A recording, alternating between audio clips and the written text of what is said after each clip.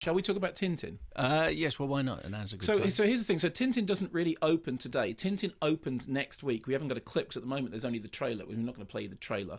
And it will be reviewed in full on Floyd and Boyd next week, because next week is a half term, so we're not here. But you and I have both seen Tintin, Yes. because it starts previewing. It's one of those paid preview things. What's the difference between a paid preview and just going to see a film? The difference is that when it comes to the box office figures the week afterwards, you get 2 weeks totted up, and then therefore it makes it look like 1 week. I mean, it's complete flannel and nonsense. So I saw it this morning. You saw it a while ago. My feeling about it was, yeah. I mean, I'm a big fan of the Tintin books. I've been reading some of the outraged reports of people who, are Tintin purists, and how dare he, and it's appalling, and what's he done. I haven't got any time for that at all. I really can't be bothered with people getting, antsy about having defiled the purity of the original, nor do I have much time for all the old arguments about Hergé being racist, sexist, this, that, and the otherist. I'm just not interested.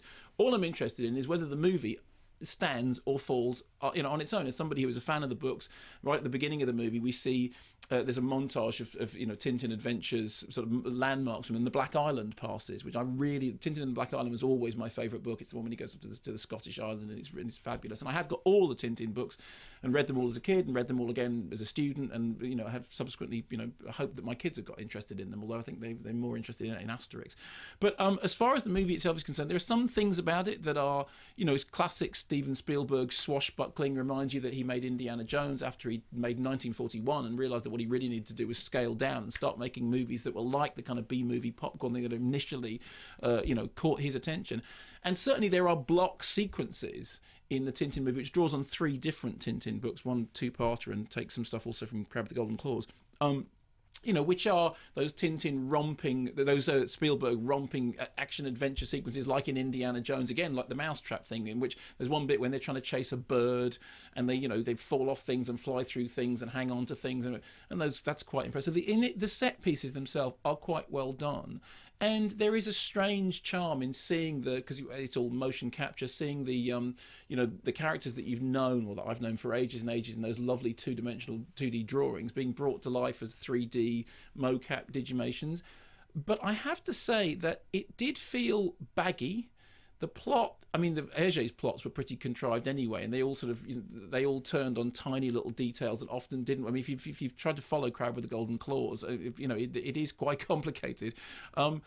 I didn't find it anything like as involving as I ought to have done. There were certain sequences in which I just thought, this is okay. I think it's perfectly fine. I think it's jolly good fun. I think that kids will enjoy it up to point. Certainly, there's a whole pirate section in it that is infinitely better than Pirates of the Caribbean. And on a visual level, it is, very, very well put together. Obviously, it's, a film which credits Peter Jackson as second unit director is not going to be made badly. I just thought in the end it was pretty unremarkable, which is why I can't quite understand either the people getting outraged that it's defiled Hergé, or the people saying, how could you possibly have a go at Hergé, don't you know all these things about him? Both of those reactions kind of baffle me, because it's fine, but did you find much to remark? Well, I think you enjoyed it, right? Yes, I enjoyed it. I went with my 11-year-old, and he had a good time, and I think it's the best 3D since Avatar. Well, the 3D is utterly irrelevant after about 5 minutes, because You asked me what I thought. Oh, sorry. Yeah. And I just wonder if motion capture and 3D actually they will work better than in any other form, because there's something about the motion capture that I thought worked pretty well. I just found that the story was a bit stodgy. Yeah. After a while. Not a bit stodgy. It's very stodgy. And also, I don't find Thompson and Thompson funny. Well, in the film, they're not funny. In the original strip, they are funny. But it's Peg and Frost, of course, although it could be you and me. It could be, yes. It's absolutely indistinguishable. And I didn't think that worked particularly well. So I thought that once the story gets a bit messy and a bit stodgy, the story should be better, which is bizarre, really, to be thinking in a Tintin adventure. But I do think it looks stunning. I think it looks beautiful. And the opening title sequence is great. And is in many ways the best, it is designed very beautifully, and the opening title sequence is done very well. You're quite right about Thompson and Thompson, because the whole point in the book about them correcting themselves and saying to be precise and doing the kind of Spoonerism, and Thompson with a P as in psychology, all that stuff, that does get lost in the movie, and you do wonder why the two bumbling detectives are there and exactly what role they serve.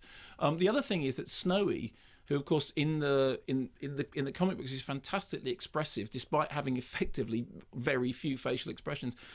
I thought lost something. I mean, Snowy wasn't anything like as charming as he ought to be, although I still think that Snowy will be the favourite character of most of the kids watching the movie. I mean, I wasn't down. I mean, having read all the Tintin, I wasn't down on it. I just wasn't moved by it. I was quite impressed by it, and it sounds to me like you were the same thing. You thought it was designed very well. Tintin quite an emotionally cold character anyway?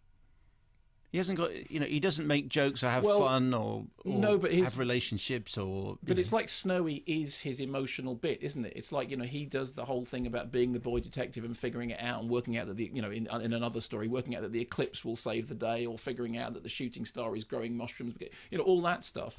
But it's Snowy who really does the. So Snowy is his demon, in a Philip Pullman way. I couldn't have put it better myself. There you go. You can use that if you want. No, you've done okay, it. All right. So anyway, there'll be a full review next week from Freud and Boyd, who I'm sure will be much more with a clip and concise and measured and that kind of thing. Yeah, but our verdict is I'm slightly more.